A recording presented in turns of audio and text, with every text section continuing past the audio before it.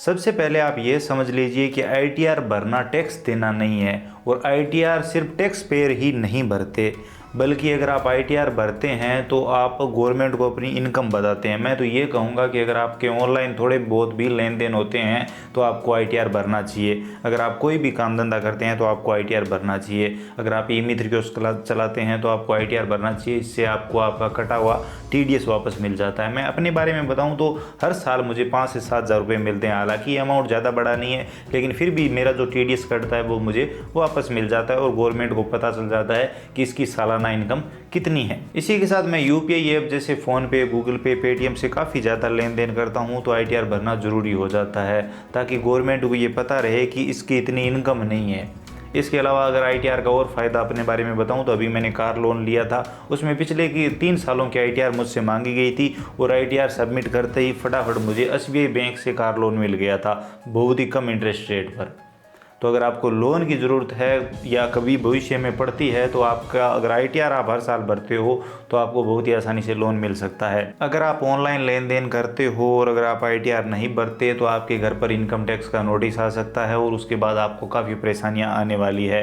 इसके अलावा अगर आप आईटीआर नहीं भरते हो तो आपके क्रेडिट स्कोर, लोन वगैरह में सब में फ़र्क पड़ता है। अब यहाँ पर आप एक चीज़ समझ लीजिए, जैसा इस बार डिक्लेयर किया गया है कि 12 लाख तक इनकम वालों को टैक्स में छूट रहेगी, तो अगर आप वहाँ तक कमाते हैं तो आपको टैक्स देने की ज़रूरत नहीं है, उल्टा आपको आपका कटा हुआ टीडीएस वापस मिल जाएगा। जैसे मैं ई मित्र कियोस्क हूँ, सीएससी सेंटर भी चलाता हूँ, तो हमारा यहाँ पर टीडीएस कटता है। तो अगर आप ई मित्र कियोस्क चलाते हैं तो आप ई मित्र पर जो भी काम करते हैं, जो भी पेमेंट काटते हैं, उसमें एक छोटा हिस्सा टीडीएस का भी जाता है। इसी तरह से सीएससी में भी टीडीएस का हिस्सा कटता है और वो टीडीएस अगर आपको वापस लेना है तो आपके पास यही एकमात्र ऑप्शन है कि आप आईटीआर भरें। 1 अप्रैल 2026 से वित्त वर्ष 2026-27 शुरू हो चुका है और अभी आप आईटीआर फिल कर सकते हो, लेकिन आईटीआर भरते टाइम आपको एक गलती कदापि नहीं करनी है, अपना आईटीआर खुद से नहीं भरना है। अगर आपको पूरी जानकारी नहीं है, अगर आप सीए नहीं हो और आपको ऑनलाइन आईटीआर भरने की कोशिश नहीं करनी है, मैं किसी का नाम नहीं लूँगा, आपके पास काफ़ी सारे कॉल आते होंगे, 2 मिनट का टाइम लगेगा, अभी आपका आईटीआर भरवा देंगे।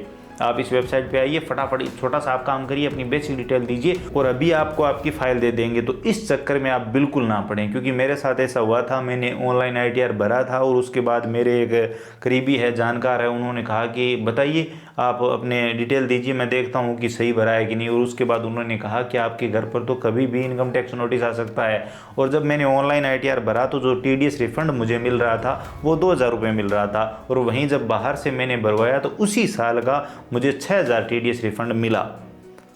तो उसके बाद मैंने ऑनलाइन भरना बंद कर दिया। और मैं तो आपको भी यही सजेस्ट करूंगा कि आप किसी प्रोफेशनल से, किसी सीए से ही अपना आईटीआर भरवाएं।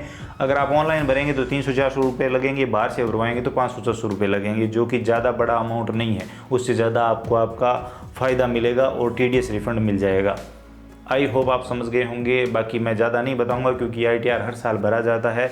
अगर आप थोड़ा भी काम धंधा करते हैं, ऑनलाइन लेन देन करते हैं, सेविंग अकाउंट से, करंट अकाउंट से, तो आपको आईटीआर भरना चाहिए। आईटीआर को सीधी साधारण भाषा में, आम भाषा में बताऊं तो हम अपनी इनकम गवर्नमेंट को बताते हैं, जो कि बेहद ज़रूरी है। अगर हम नहीं बताएंगे तो हो सकता है आयकर विभाग हमारी कितनी इनकम अंदाज़ा लगाए, कितनी इनकम का अंदाज़ा लगाए, और उस हिसाब से हमारे घर पर इनकम टैक्स नोटिस भी आ सकता है। और बहुत सारे ई मित्र कियोस्कों के साथ ऐसा हुआ है।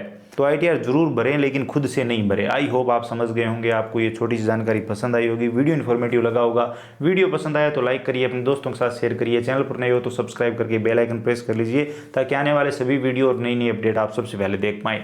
इसके अलावा अगर आपके मन में कोई भी सवाल सुझाव है, आईटीआर को लेकर आप कुछ बताना चाहते हैं तो बताइए कमेंट सेक्शन में। बाकी अगर आप चाहें तो मैं आपको कंप्लीट डिटेल में वीडियो बनाकर बता सकता हूं कि आपको कहां से, कैसे, कितने रुपए में आईटीआर भरवाना चाहिए और आईटीआर में किन किन चीज़ों का आपको ध्यान रखना चाहिए। आप बताइए कमेंट सेक्शन में इस प्रकार का अगर आपको वीडियो चाहिए। अगर आपके अधिक कमेंट आते हैं तो जरूर वीडियो लेकर आएंगे।